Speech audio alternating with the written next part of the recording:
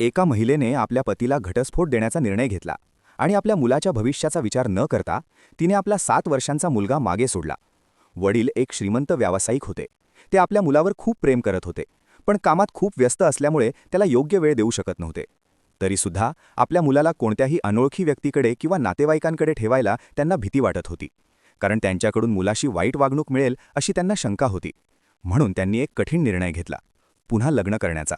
हा निर्णय त्यांनी स्वतःसाठी नाही, तर आपल्या मुलाला एक आईसारखी माया, मार्गदर्शन आणि संरक्षण देण्यासाठी घेतला. त्यांनी आपल्या मुलाला सांगितले, मी 2 महिलांना इथे भेटायला आणणार आहे. त्यापैकी एक तुमची नवीन आई होऊ शकते. तुम्हाला जी खरंच तुमच्यासाठी योग्य वाटेल ती तुम्ही निवडा. दुसऱ्या दिवशी वडील पहिल्या महिलेला घेऊन आले. ते तिघे टेबलावर बसले असताना मुलाने तिची चाचणी घेण्याचा निर्णय घेतला. जेवण सुरू होण्याआधी त्याने तिच्या प्लेटमध्ये चोरून वाळू टाकली. वडिलांनी ते पाहिले आणि रागाने ओरडले, तुला काय झाले आहे? मी तुला शिक्षा करणार आहे. पण त्या महिलेने लगेच त्यांना थांबवले आणि शांत गोड आवाजात म्हणाली, कृपया त्याच्यावर ओरडू नका. तो अजून लहान आहे. त्याला काय करतोय ते कळत नाही. ती खूपच संयमी, गोड आणि समजूतदार वाटत होती. थोड्या वेळाने ती निघून गेली. नंतर त्याच दिवशी वडील दुसऱ्या महिलेला घेऊन आले. मुलाने पुन्हा तसंच केलं आणि तिच्या प्लेटमध्ये वाळू टाकली. पण यावेळी प्रतिक्रिया वेगळी होती. त्या महिलेने भुवया उंचावून ठाम आवाजात मुलाला विचारले, तू असं का केलंस? हे खूप चुकीचं आहे. पुन्हा असं करू नकोस. पुढच्या वेळी तुला शिक्षा होईल. तिने खोटेपणा दाखवला नाही, ना स्वतःला गोड भासवण्याचा प्रयत्न केला. जेवण झाल्यावर ती निघून गेली. नंतर वडिलांनी मुलाला विचारले, तुला दोघी दिसल्या. पहिली शांत आणि गोड होती आणि दुसरी रागावली. तू कोणाला तुझी आई म्हणून निवडशील? मुलाने क्षणाचाही विचार न करता उत्तर दिले, मी दुसरीला निवडतो. वडील आश्चर्यचकित झाले. खरंच?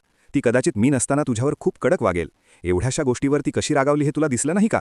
मुलाने शांतपणे उत्तर दिले, मी तिलाच निवडतो कारण ती खरी आहे. पहिली फक्त तुम्ही समोर बसलेले आहात म्हणून गोड वागत होती. ती खोटी होती. दुसरीने खोटेपणा केला नाही. मी चुकीचं केलं म्हणून तिने मला दुरुस्त केलं. मला अशी व्यक्ती हवी आहे जी मला चूक आणि बरोबर शिकवेल. ती मला चांगला माणूस बनवायला मदत करेल. वडील गप्प झाले. त्यांचा लहान मुलगा त्यांच्यापेक्षा जास्त समजूतदार ठरला होता. कथेचा बोध, शिस्त आणि क्रूरता यात गोंधळून करू नका.